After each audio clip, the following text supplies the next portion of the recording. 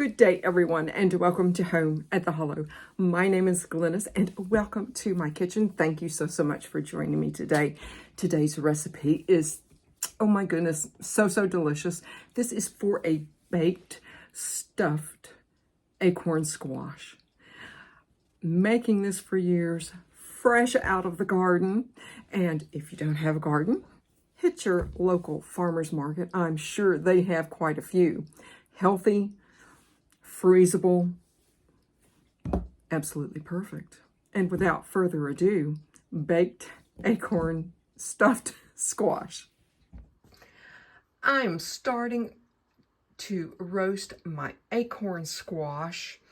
As you can see, I cut these where they would sit flat. I'm going to have plenty of leftovers, and I mean, I can't think of anything better than having a really healthy leftover in the freezer. But anyway, I'm going to drizzle just a little bit, just a spoonful of olive oil and salt and pepper these. I'm going to roast these at 400 degrees for about 30 to 35 minutes. You know, just take a paring knife or something and stick that in there to make sure. Now, you don't want it falling apart, but you do want it soft enough for a knife to go through. I have browned, actually. I always have really super lean ground turkey in my freezer. If you have ground beef, that's okay too. Or if you want to do something like an Italian sausage, that's wonderful too. But I'm going to continue. I'm going to add a half a cup, or maybe a cup, y'all know me, of chopped onion and 2 cloves of garlic. I'm going to saute the onion first, and then I'm going to add the garlic in at the very last moment. As I'm sure that y'all can hear, my oven is on. It's preheating, and I'm adding 2 cloves of garlic. If you want to add a little more, a little less, that's really up to you. My onion is fairly well done. And I'm going to just go ahead and turn my heat off. I'm going to add a teaspoon of cumin and 2 pinches, a pinch of cinnamon and a pinch of cayenne pepper. And when I say a pinch, I mean I measured basically 1/8 of a teaspoon in here. And I'm going to just, allow this to, kind of just set here for a few minutes. My heat is off, but y'all know how these range tops are. They stay pretty warm. So I'm going to just let this set until I can get my squash in the oven, and then we're going to turn our attention back to this. My apologies for the noise of the fan, but I wanted to kind of go ahead and get this going. I've got a lot of gardening to do today, and this is one of those dishes you can get done ahead of time, set it aside, and kind of just be ready for dinner, or do like I'm going to do, just make a batch of it, have your dinner when you have it, and then freeze it. But I'm going to add a half a cup of rinsed and drained black beans. I've got 3/4 of a cup of rice. Now, if you have whatever kind of rice you have is totally fine. I believe this is basmati. I believe it smells just wonderful when it's cooking. And this rice is already cooked. And now, y'all probably won't want to put this much vegetables in yours, but I probably have a good cup of diced tomatoes. Probably a half a cup or less would be good. But y'all know I'm super heavy on the vegetables, so this is a very lean, healthy. This is going to be very good. I've got a tablespoon of sunflower seeds, And I'm adding a 1/4 teaspoon of orange zest. Y'all know I always have orange zest, lemon zest in my freezer. If you've been watching me for any amount of time, you know it kind of brightens a dish up without it becoming too, one-note-ish, so to speak. So a little bit of orange zest in there. And this is looking pretty good. If you want, if you like, you can add a 1/4 teaspoon maybe of cilantro. I'm not real super keen on cilantro, so I'm not adding this, but certainly if you want to. And that is the gist of it so far.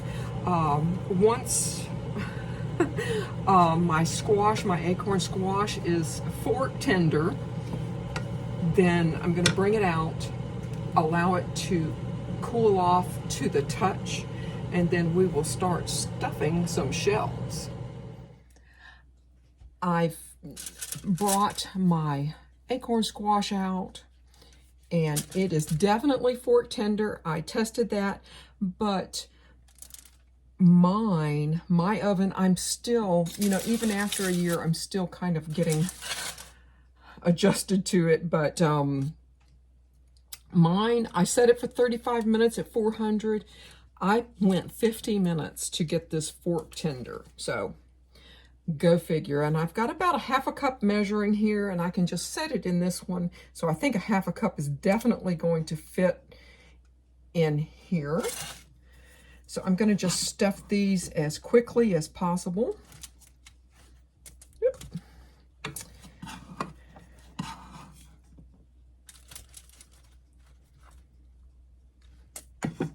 And what I'm going to do, I don't believe that you're going to need to add any more salt or pepper. If you want to take a taste, then that's wonderful, but I'm actually just going to say they're good because I don't want them to be too salty. It looks like I'm going to have some left over, and that's okay too. I'll just freeze that along with everything else, but it's really nice to make up a little bit extra. Excuse my hands, but your hands are a great tool. And now at this point, after you've brought this out and allowed this to cool off enough, to kind of handle it a little bit, leave your oven on and do basically what I'm doing is stuffing them. I'm going to sprinkle a little bit of cheese, a little bit or a lot, however much you want on there, or none. White cheddar, Gruyere, I'm sure is really, really good on this, but I'm going to be really generous because, this is actually really super healthy. So there we go. And really, all you have to do once you get to this point, put it back in the oven. You may want to reduce it down to maybe 375 and allow it until the cheese is melted. And of course, it's still pretty darn warm, and that it's cooked down into the squash. Or, like me, I'm going to hold 1 or 2 out. I'm not really quite sure. One is probably really good for dinner, and another one for lunch. I'm not really sure. But, and then the others, I'm going to put in a container, wrap them very tightly, and put them in the freezer. And then that way, when I'm having a lazy day, all I have to do is, bring it out. You probably, at this point, once it's cooked to this point, if you froze it and you want to bring it out for, a really super busy day, put it in your slow cooker, in the bottom of your slow cooker on low. That's going to be a big win-win.